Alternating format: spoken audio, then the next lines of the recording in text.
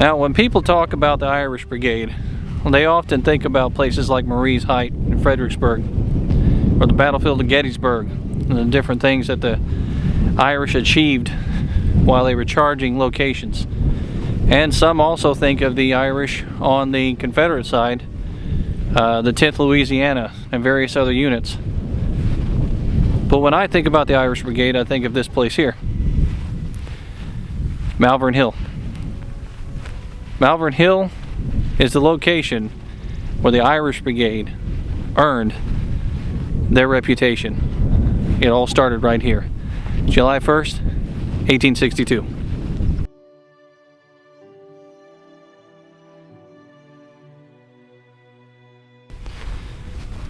The Irish Brigade was mostly composed of men from New York, Massachusetts, and Pennsylvania.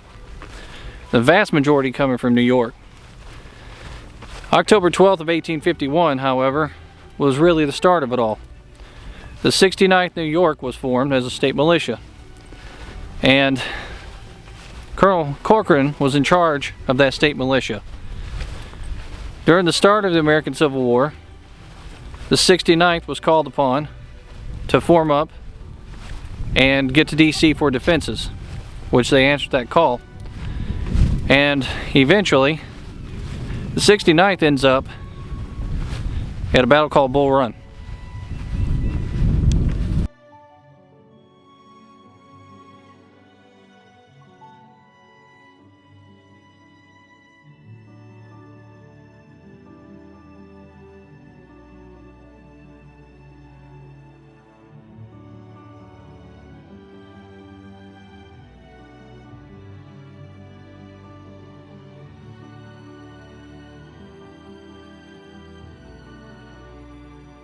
Now you might be asking, what does Bull Run have to do with Malvern Hill, and what does it have to do with the Irish Brigade out here at Malvern Hill? Well, the forming of that Irish Brigade hinges really on one person at the beginning, and that's a man by the name of Meagher.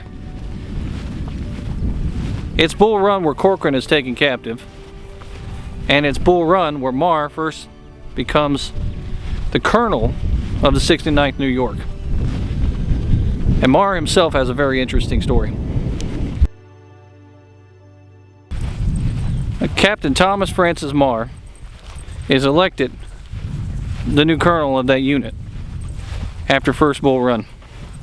And he's placed in charge. And it wasn't too long after that that he ends up coming up with the idea of trying to raise more units for an all-Irish brigade.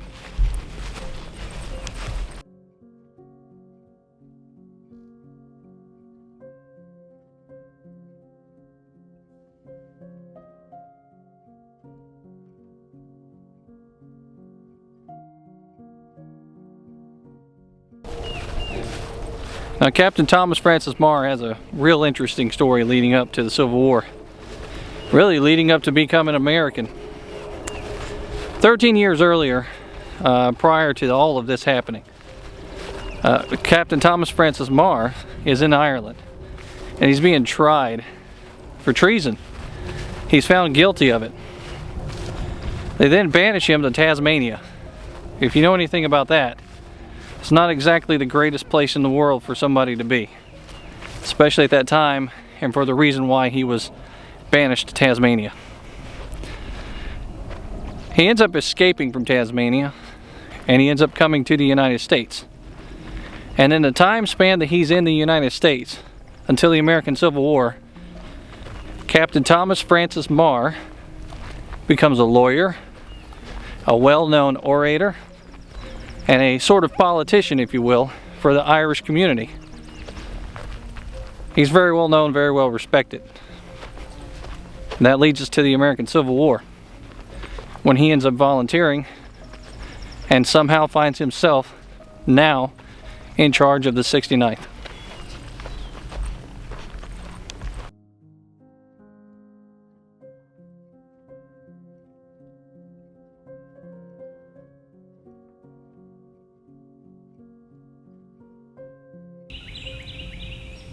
beginning just after 4 p.m. and continuing into darkness, charging Confederate infantry made repeated assaults up the slopes here, right in front. And you can see the slopes panning out in this direction, going all the way towards the cannons on this ridge. So we're going to get to a location here soon where you can see just how much of a hill this is. In several places, those attacks came within point-blank range of the Union lines. Right where I'm standing right now is one of those places. The position was held by General Charles Griffith's brigade, with regiments from New York, Michigan, Massachusetts, and Pennsylvania. So those same units that we were talking about earlier, the Irish Brigade, they were here in this location. And you can kind of see off down that way, that's a hill that slopes down gently in that direction. Now, coming from off in this direction over here, the 10th Louisiana Tigers are actually making their way up in this direction too. They are also Irish men, but they're fighting for the Confederacy. With the sun setting, it came to orders to move forward through the guns and to meet the foe. It was late in the afternoon when troops, commanded by General John B. Magruder, rushed forward, hoping to silence the guns up here. The 10th actually made its way up here and got their hands on guns. And they were in this location fighting hand-to-hand combat here at Malvern Hill with the Irish Brigade from the United States Army.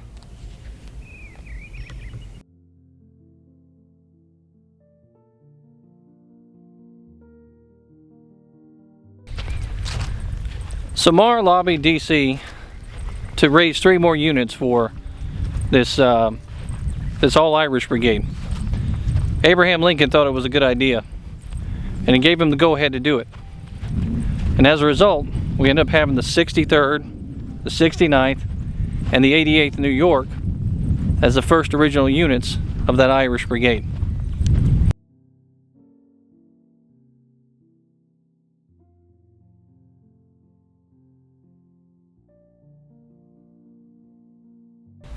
On February 3rd of 1862, Marr ends up being commissioned as a brigadier general, placing him squarely in charge of the Irish Brigade.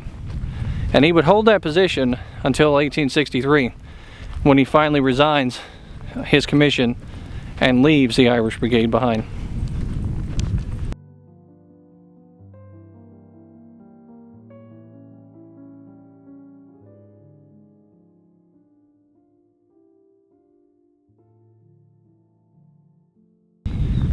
So how does the Irish Brigade end up here at Malvern Hill, a part of Little Mac's army here at the Peninsula Campaign?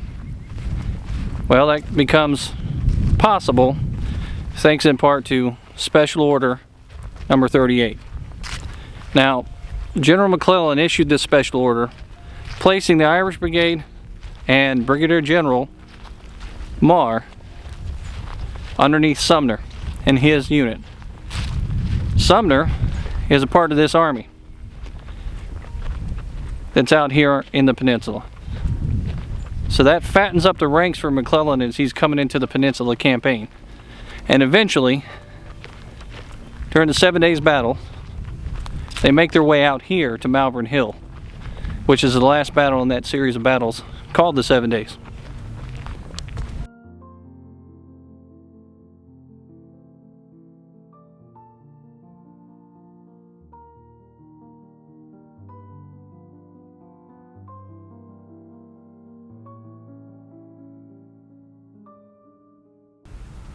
Directly behind me here is the remains of what used to be an old town, like an old road basically.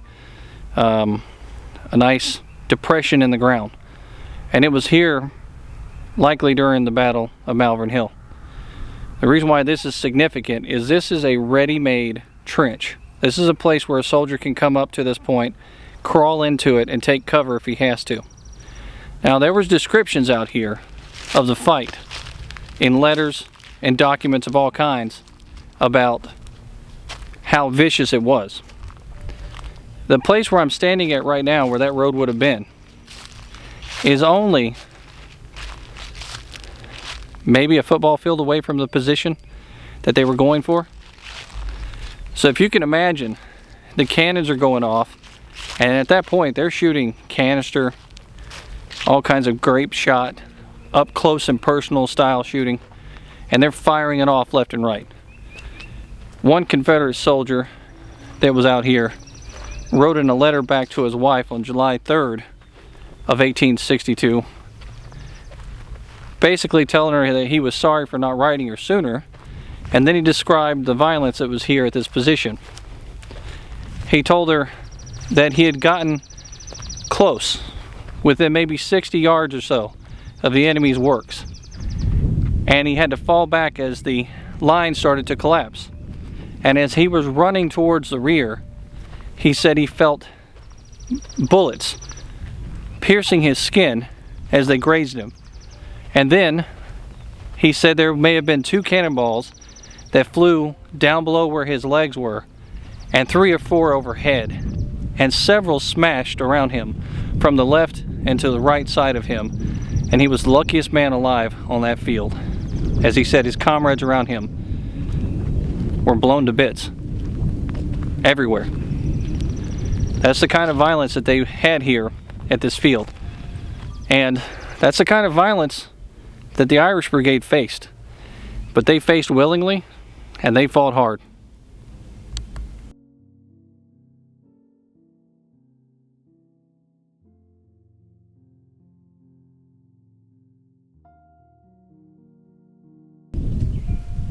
Private Edwin F. Jemson was just 17 years old when he was killed storming the exposed slopes of Malvern Hill near this spot. Now, why is he important? Well, I did a recent video about 4 or 5 months ago about this same battlefield. And in that battlefield video, you can see me telling the story of Edwin F. Jemson and how there was a story told about how the young man died. But the reason why it was important was his picture became sort of a catalog of photos to talk about the dead and the youth that was lost during this war. It became a story point for everybody. His picture was widely shared, and the young man, with his innocent looking face, looked no more than a boy, fought here at Malvern Hill for the 2nd Louisiana, and somehow he ended up dying here. Now, there were stories that went around about him having his head knocked off by a cannonball. That's very possible, considering the fact that the cannons are just over the ridge there, and you can see them in place, and he made it to this point before he was killed. But the stories of people saying they saw him go down likely did not happen.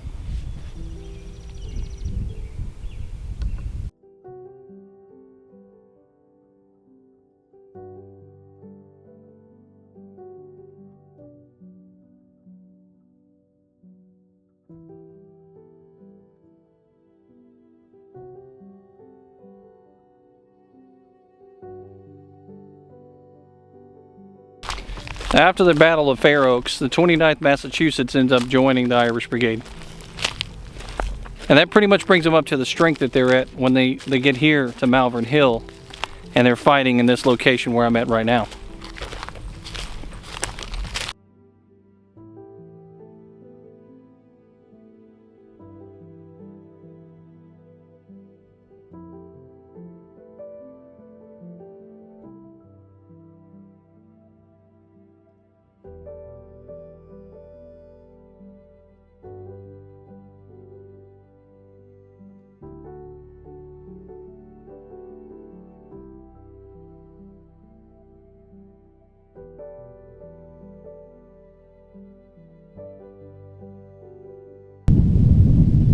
Now for some battlefield orientation. Off in this direction here, the 10th Louisiana are coming out of those woods and across that field. Now at the time, that wouldn't have been a wooded lot, it would have been a field, like a farm field. And they're headed up in this direction here. And off in this direction back here is where the Irish Brigade are primarily stationed, behind those guns that are over there in front of the crew house. And you have the rest of the United States Army positioning themselves all throughout in this location here. So the Union side is over here. And we'll place the map up for you so you can see it here real soon. And you can tell the distance. So the 10th Louisiana is coming up across this hill here, and they are headed towards the position in front of me, right up in this area here, gently up the slope.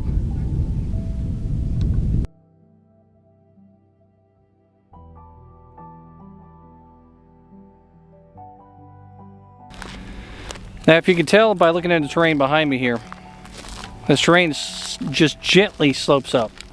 And you can see the cannons placed there in front of those cars. That's roughly where the Union cannoneers would have been with their artillery units, and firing off in this direction here towards where the Confederates are. Now, I'm going to flip around.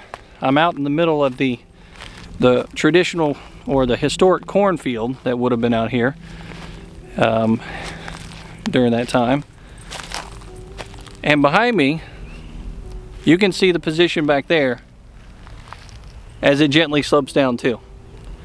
So I often make comparisons to Pickett's charge July 3rd, 1863, when I'm out here at this location to talk about this battle. And the primary reason is the leadership on the Confederate side has their blood up, and they're sending waves of men to a general location thinking that they're going to break up the artillery pieces and demoralize the Union soldiers here at this position. But I think that what Robert E. Lee didn't estimate while he was out here was that for the first time during this entire ordeal, during the 7 days battles, the United States Army was pretty much up and concentrated in this location. Now, had McClellan had good intelligence, meaning had they reported correctly to him the strength of the Confederate Army, and had he been willing to press his advantages, McClellan could have very easily crushed the Confederate Army here at this location of Malvern Hill. He could have went forward and been aggressive. He had more than enough men and ammunition to do so. But again, when this thing was over with, it was technically not a victory for the Confederates, but it kept the Union soldiers out of Richmond, and McClellan and the army ended up retreating back down to the water and going to the James River to head out of this location, and that Peninsula Campaign would pretty much be over with at that point.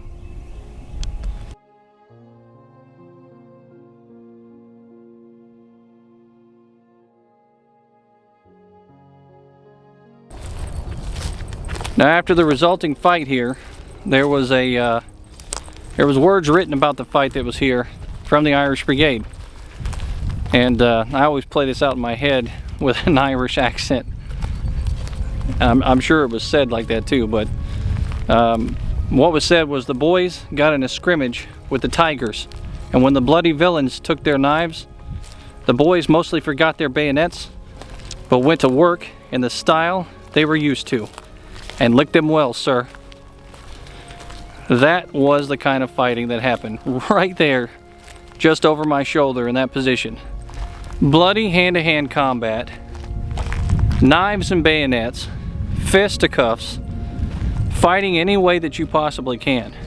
And that's about as close as it got out here, because the majority of the Confederate units didn't even make it up this hill to that line behind me there where the cannons are.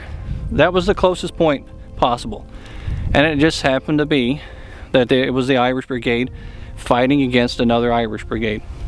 And again, they would meet at the Battle of Fredericksburg, and that time the Irish Brigade didn't get so close.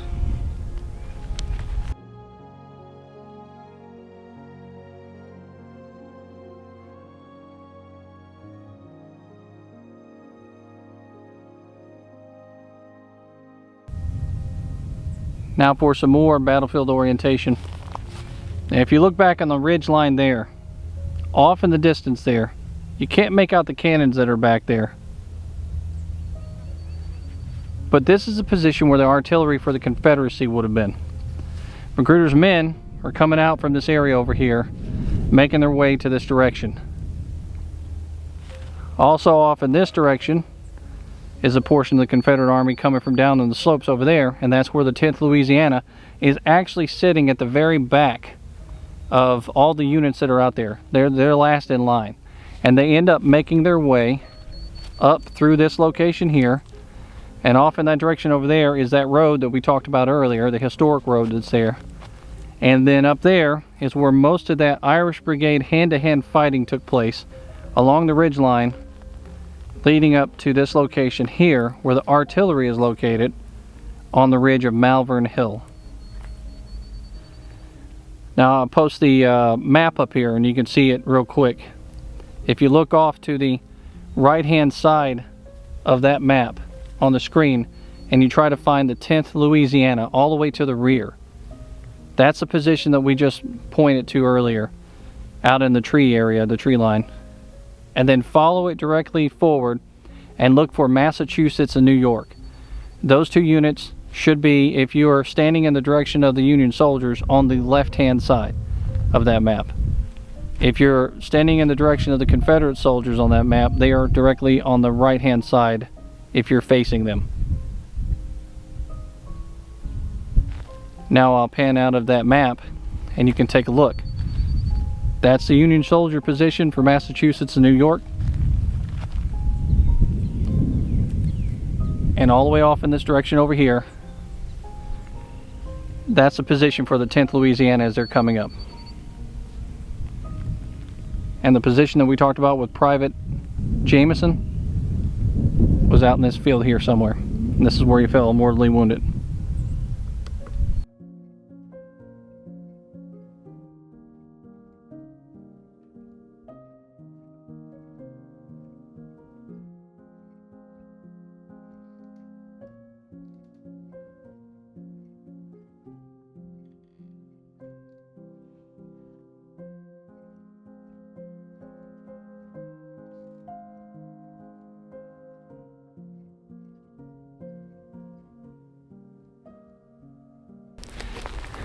Now the Irish Brigade had a motto on their banner, and the motto said, "They shall never retreat from the charge of lances." And so basically they meant what they said. Throughout the entire war, the fight that the Irish Brigade took to the front was fierce. They fought full-heartedly, and the majority of them without fear. That had its consequences, however. Now, generally, when you look at a unit, and a unit has a lot of Medal of Honors, and it also has a lot of casualties, that's that fearless unit we're talking about. The Irish Brigade ended up with 11 Medal of Honors overall during the American Civil War. They also had a lot of casualties. Over 900 men were killed, including 2 major leaders of their units. 3,000 plus would be casualties total wounded. We're not talking about missing or any of that. We're talking about wounded. Their unit started out full strength, a little over 7,000 men. So you do the math on that. That's quite a destructive war, and a toll on any one group of men during the American Civil War.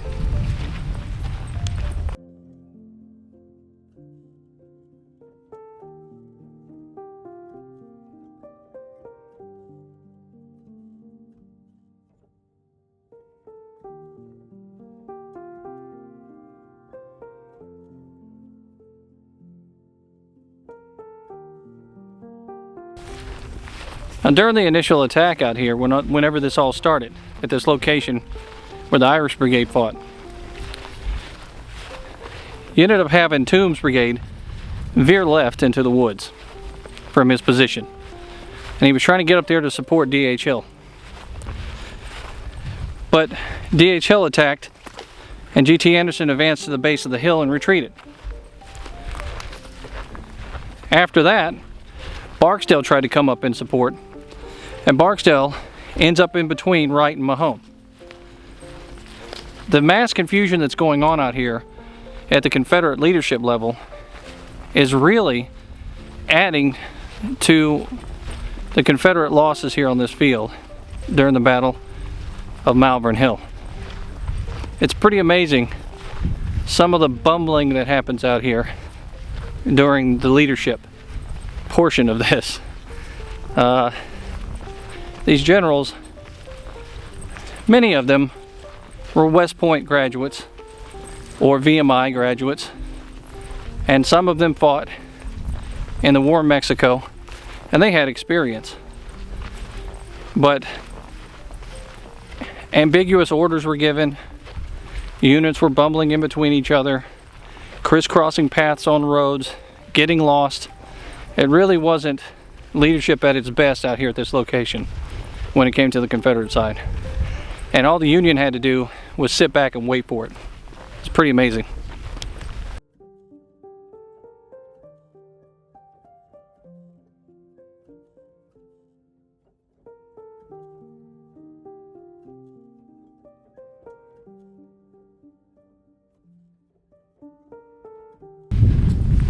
Now at this time, Porter, back on the Union side, was concerned about the position he was in. And he brought up Sykes. And then he turned and he asked Sumner for 2 units. And who did Sumner send in? None other than the Irish Brigade. And that's how they get into the melee in the position that they're in. The hand-to-hand fighting that we talked about earlier. That all took place because of leadership decisions out here on this field at Malvern Hill. Those units got brought up, and eventually all of the Irish Brigade on both sides are involved here on this field.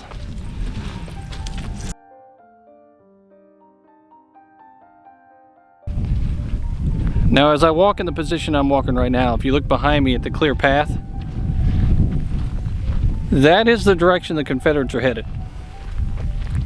And it looks like it's downhill, and sure, it is, for a little bit. And then it tilts its way up. But the field around me is what's so very, very important about all of this. This field is a wide open sweeping vista, and it's confusing. And if you come out here and you fight in this location, and you're headed towards that position over there, the artillery has a clear shot of you all the way across this field until you hit a small depression in the field, not too far from where I'm at. Now if you look behind me here, right off in that direction, there is a small depression that goes down. In that position, cannonballs are flying over your head. They are landing down here in this position here. Off in this direction back here, you have the Irish Brigade all in that area where the tree line is, fighting this direction towards the Confederate Irish that are coming in that direction. It is one amazing spectacle. And the hardest fight starts at about 4 p.m. and it ends up not ending until later that evening, when finally the sun going down kind of brings a bit of a peace to the field out here, if you can call it that. Because in that sweeping field behind me, right there, right over my shoulder, all across that field, are hundreds if not thousands of men laid out and stretched out, wounded in all manner of shape and size. Some of them dead, some of them bleeding out and dying, some of them moaning their last breath, and some of them in extreme pain and permanent damage for the rest of their lives.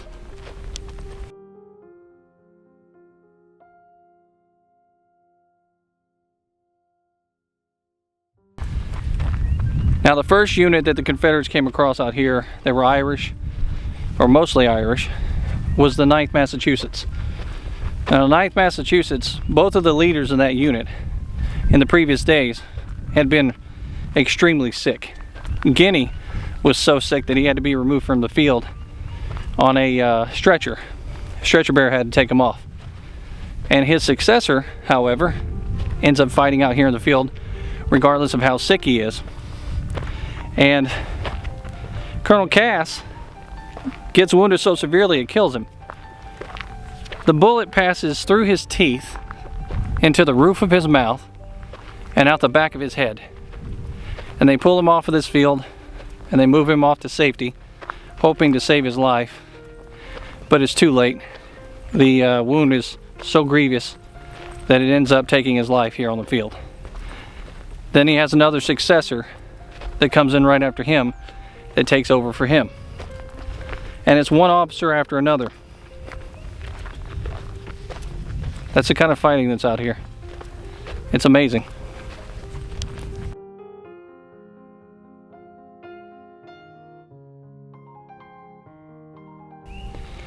So somewhere out in that location over there, just off in the distance, Lieutenant John Tobin takes over for the 9th Massachusetts. Lieutenant John Tobin is a very, very young man, and he was not ready or expecting to take charge of a unit by himself. But on that day, he had to. And he does very well. He becomes one of the Medal of Honor recipients. He earns a Medal of Honor for rallying his men and holding their ground. And because of his fortitude, that unit stopped the falling back and the retreating that they were doing, and they continued to fight and hold their ground.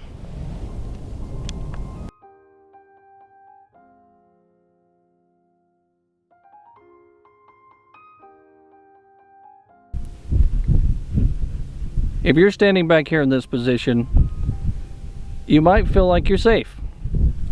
Off in the distance out there is the artillery pieces for the United States Army, along with their infantry huddled around that area and charging towards this direction slightly, but not exactly, because they're waiting on the Confederates to come.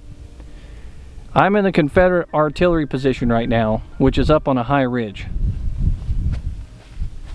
It's the only advantageous place to put artillery out here on this field if you're a Confederate soldier. You look around me here, everything gently slopes downhill behind us. There's a small bump up on the top right there, and you can see the artillery pieces here placed by the National Park to give you an idea of where artillery would have been. And this ridge is up high and goes over here off in this area for a distance, but it's not too far. It drops right back down right off in front here. You're not exactly safe here if you're artillery. So on this ridge line, what do you become? Well, you become a target for infantry. You become a target for other artillery. And any cannon out there in that field that's facing you is absolutely going to be firing towards you here until the line of gray soldiers are headed towards them. And then they're going to take aim at those soldiers out front. So it's not exactly a safe place to be. And unfortunately, for the Confederates, this is another instance where artillery seemed to kind of fail doing what they were supposed to do, or what they were intended to do here at this field. They were supposed to fire effectively and take out the guns on that ridge over there, providing for an infantry attack. They failed to do so. And as a result, a lot of the infantry that marched off from this position where I'm standing today down those fields towards that direction, including the 10th Louisiana, who are Irish, end up perishing out there on that field, or being wounded so badly as to take that with them the rest of their lives. Private Peter Rafferty fought out here with the 69th New York, and he also would receive a Medal of Honor. Now, the reason why he received a Medal of Honor was for his stubbornness. He didn't want to retreat and fall back. He'd already received wounds, pretty severe wounds, while he was in combat. And he was told to fall back. He refused to. But then he was shot several more times while in line of battle. And eventually he had to be carted off the field. Later on, Rafferty would write about his wounds, and he would say that he took 2 bullets in the mouth and the lower part of his jaw was smashed. The bones were carried away, and part of his tongue was carried away in the process. And then another bullet went through the top of his foot and out the base of his foot. You want to talk about some severe pain and fortitude? That's about as tough as it gets. And that's what we had here on this field at Malvern Hill with the Irish Brigade. Peter Rafferty.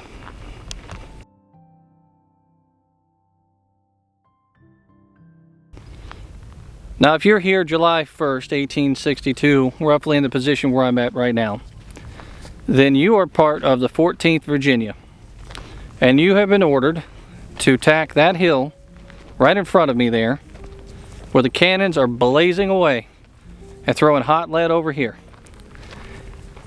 You probably don't want to go, but the man to the left and to the right are dictating whether or not you move. When they move, you go. If you turn and run, you're a coward. And not only that, you may end up catching a knife, a bullet, or sword to the back by your commanding officer. And you don't want to be wounded in the back and be thought of as a coward when you die.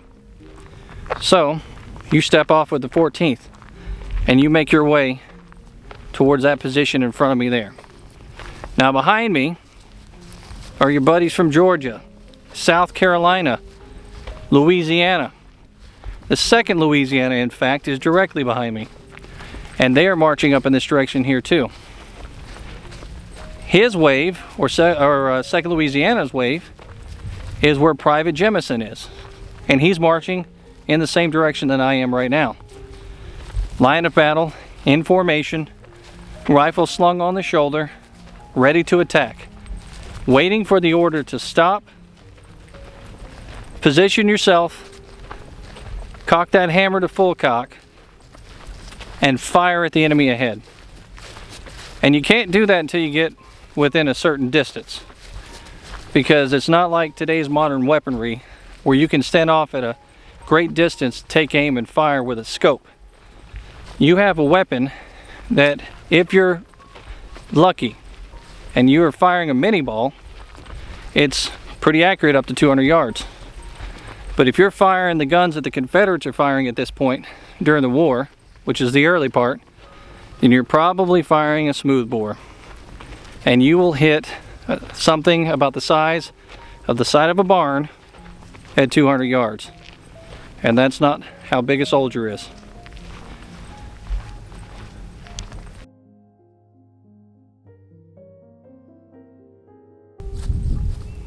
Now I'm going to take you from the position of the Confederates here on the ridge, where the artillery pieces are.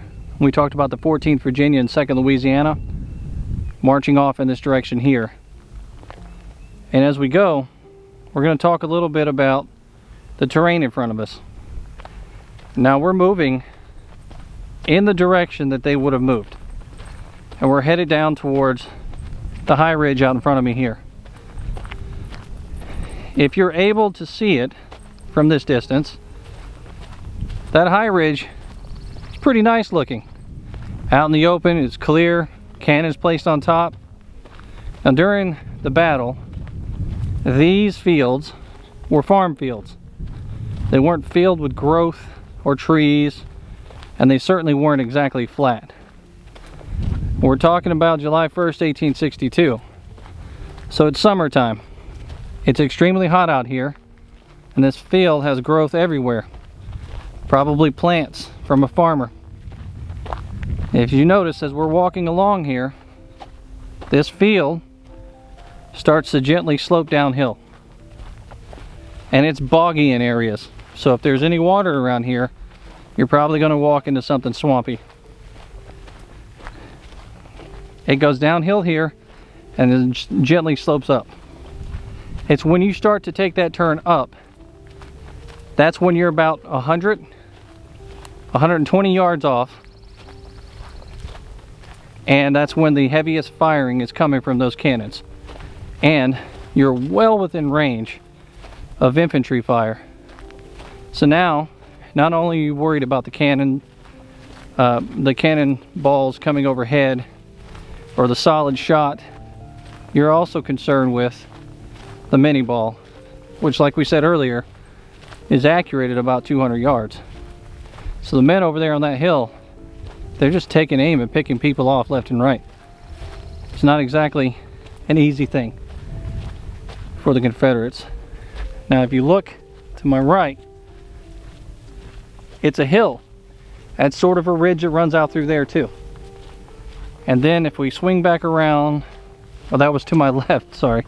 If we swing back around to my right, then you can see how everything slopes right back down through there. That's a big depression down there. And the men from the 2nd Louisiana are placed off in position, or the 10th are placed off in position over here, and they're making their way up through here. And at the time that would have been cleared open field, so you could have seen what was there.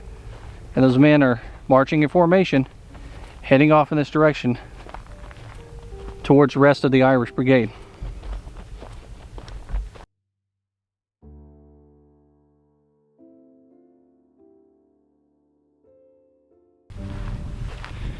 So at the end of the day, what are we looking at here for Malvern Hill? Well, we're looking at a lopsided victory for the Union, honestly. You're talking about 5,600 casualties for the Confederate soldiers, 2,100 casualties for the Union. And if you're sitting back and you're armchair quarterbacking this whole situation, you're thinking, why in the world would McClellan follow this up? Well, McClellan's thinking that there's an army that's facing him that is nearly twice the size of his own. He's been told as much. And he's still begging Lincoln and the White House to send more troops, Well, that results in the end here for the Union Army. They pack up and they go back where they came, down the James, Fortress Monroe, and start all over again.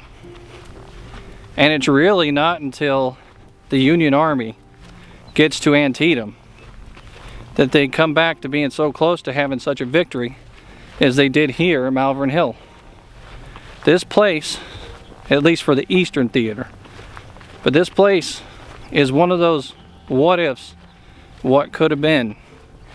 At the same time, on the Confederate side, had the generals taken the orders and followed them the way they were supposed to, had not been confused by the maps that they had for the country that they were in, or the land, and had some of the lower ranking officers properly coordinated the fight, given the opponent that they were facing and his inability to take advantage of the situation, they could have very well had a massive victory here too. But that was the result here at Malvern Hill. Now, what's the result for the Irish Brigade?